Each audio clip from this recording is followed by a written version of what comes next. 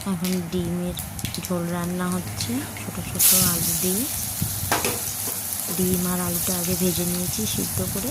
এখন তেলের মধ্যে কালো জিরে ফোড়ন দিয়ে পেঁয়াজটা দিয়ে দিয়েছি। পেঁয়াজটা একটু কাঁচা পাকা হলে তারপর মশলাগুলো দেবো।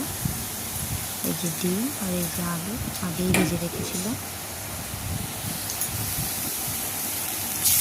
এবার মশলাটা দিয়ে দিলাম, আদা রসুন কাঁচা লঙ্কা পেস্ট করে ভাতও বসিয়ে দিয়েছি।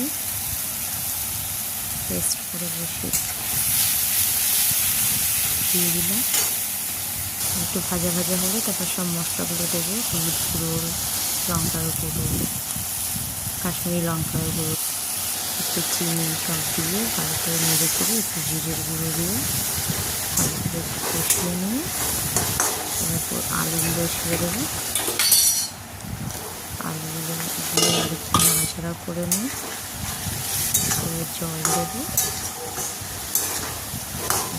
দেবো। তারপর ভালো করে ফুটে উঠলে ডিম দেবো। ডিমগুলো দিয়ে ভালো করে কিছুক্ষণ সিদ্ধ করবো।